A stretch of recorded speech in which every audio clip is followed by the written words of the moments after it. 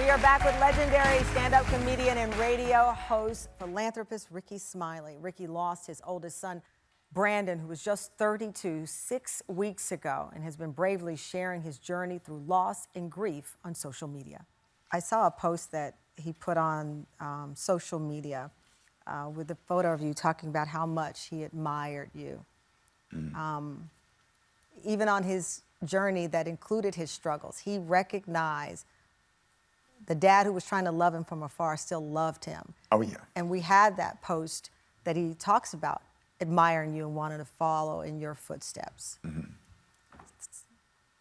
To say goodbye to your son, this is the post. He said, "It took me a while to realize that my mom, dad, and grandpa are my best friends." Oh, yeah. Yeah, I was firm. I'm a tough dad. Yeah. I'm a tough dad. I didn't play no games. And I was firm. I was loving, but firm whenever he got sick, when he had COVID.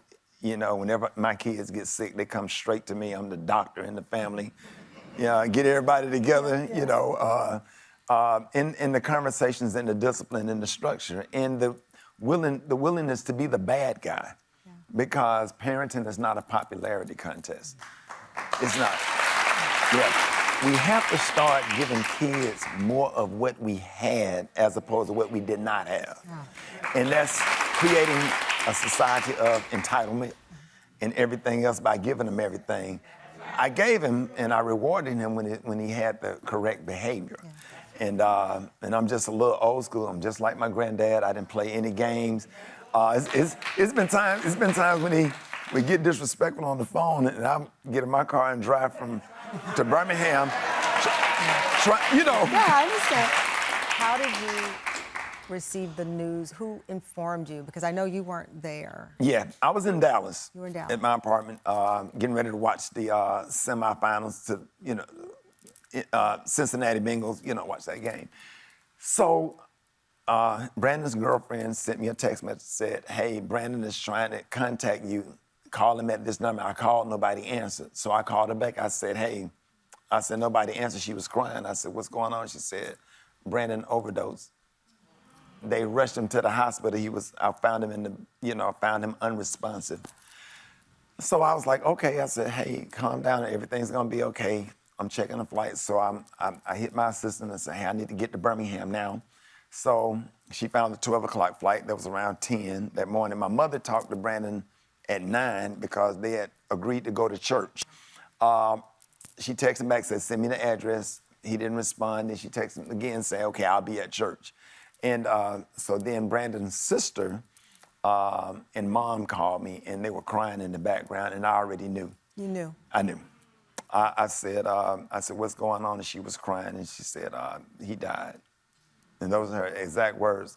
And I said, "Hey," I said, "it's gonna be okay." And I started trying to give her some words of inspiration while I put things in my backpack to try to make it to Love Field Airport, and I jumped on the plane, and that was like the longest flight. And that day it was windy, it was cloudy. The flight was rough, the plane was dropping and twisting and turning, and I was sitting on the flight just like this the entire time. Like, what else? My day couldn't get any worse. If I don't make it home, I just don't make it home. At least I'll be with my son. Then I started thinking about my other kids and my grandkids, say, "Hey, I hope I make it home safe." And I got home and it was just heavy. It was sad to hear the one memory I can't get out of my head is hearing my mother cry, because my mother has 33 years clean. And so she understood. And even when a lot of us like, "Hey, we can't do it no more," my mother stuck with him and believed in him and tried. And hear my mother, cry like that. That was probably the worst part for me personally. The official cause of death for Brandon, authorities have not. They're waiting and pending additional lab work. Mm-hmm. But based on what you know about your son, the arrows point for you that it was. Yeah, probably. If I had to guess personally, probably got a hold of something bad that was laced by fentanyl, which is killing a lot of our kids. Brandon is the third family member to die at the same age. The past 2 years of fentanyl, and it's rapid. It's bad. It's terrible, and I just hope that kids would not take anything ever. I would hope parents have these conversations with these kids earlier. They're getting them in middle school now, in the form of candy, in the form of everything. We have to have these tough conversations, just like when we were coming up about sex and HIV and whatever. My grandfather talked to me every day, and I don't understand it because this was a conversation that went on in my house every single day with all my kids, nieces and nephews that I raised as well. And I just don't understand it, but I just hope that any parent or any kid that's watching, because I know the parents are having the conversation, it's up to the kids. We need for the kids to please listen to your parents. The Bible said, honor thy mother and thy father that thy days may be long. And honoring is, being obedient, doing what they tell you to do, because, we didn't just wake up and decide that we want to pick on you. We wake up, we have your best interests. And it's just tough being a parent, but we have to, teenagers and college students, listen to your parents. Don't take anything, period. I know that your grandchildren have been a big part of your healing process, and coming up, we'll have more of our conversation with Rickey Smiley, a conversation he wanted to have to help other family members out there who are right now dealing with someone they love who's battling an addiction, how he is healing with the love of his family around him when we come back.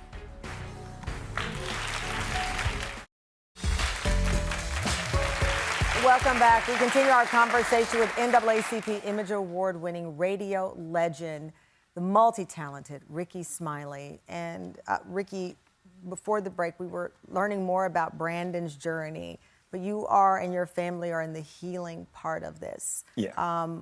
You went back to work, which is Yeah, he resilient. passed away that Sunday. I was back on the air Wednesday because I didn't want to lay in the bed thinking about it. I have 3.5 to 4 hours in me to read some commercials and laugh, because it helped me, have to laugh a little bit. It broke it up. So it won't be so heavy. And then I had to realize that there are listeners out there that have also lost their kids. There are people that listen to the morning show that's headed to dialysis, chemotherapy. So sometimes you have to realize that it's not just about you. Yeah. And sometimes you have to use your, use your space in order to do God's work and to keep God and promote God.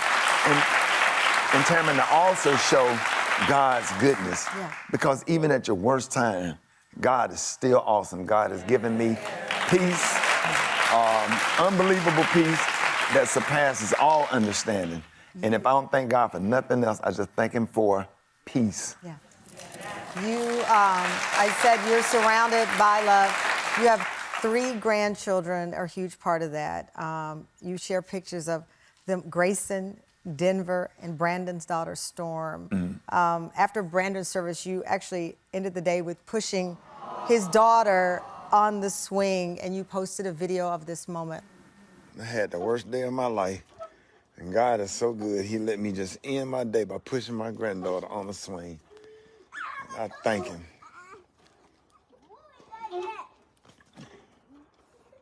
Oh. So much of what children process is they see us and how we handle it. Yeah.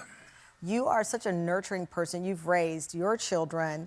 You've raised nieces and nephews. You said you've taken in over the years many people who didn't have father figures because you knew and know how important it is to have that person in your life. Now you're not the protector. They are protecting your heart in so many ways. Yeah, absolutely.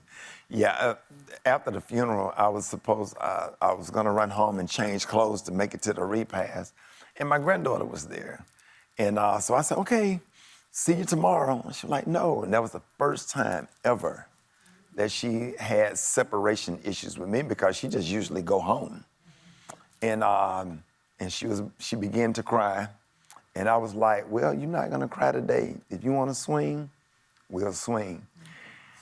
And so to have that day where I'm actually pushing her on the swing and I can hear the swing squeak, I can hear the birds chirping, the sun was setting, and it was cool that day, and it was just quiet. It was just That peace that you described. that peace.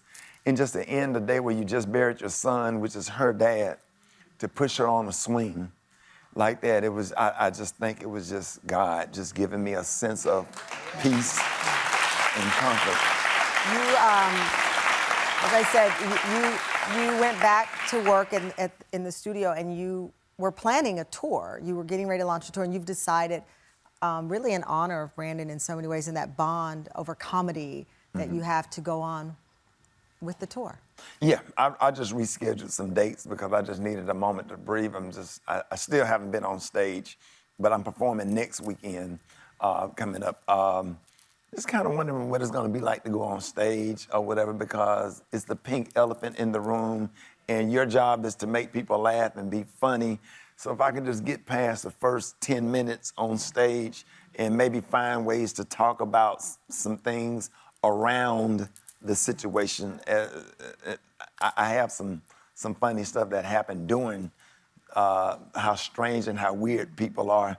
I have to tell you, I've listened to you for years. I'm from Texas, and I'm sitting here watching because I know we all have a mask, right? Yes. And we have to put it on sometimes to keep moving forward. I see the mask that you're wearing. I see the heart.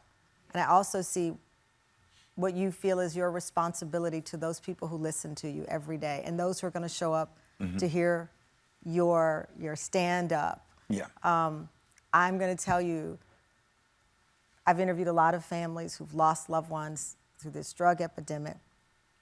Make sure you take the love in that you're trying to give out to everybody. Yeah. Make sure you take it in. Because, grief, interviewing people, I did Deadline Crime, I've done these shows. Grief has an interesting way of sneaking up on you, even with your mask on. Yeah. So we are rooting for you. We love you. Thank you. And we love you your too. family and everything. We're there for you. Because let me tell you, half of my life I woke up smiling because of Rickey Smiley. Okay. So thank you so much. And you can, of course, continue to support Rickey Smiley and his whole crew. The show will go on Monday through Friday, 6 a.m., 10 a.m. Eastern. And for more information on Rickey's Brave tour, that he's still going out there to make us smile, Rickey Smiley and Friends, you can go to our website to see more information on it.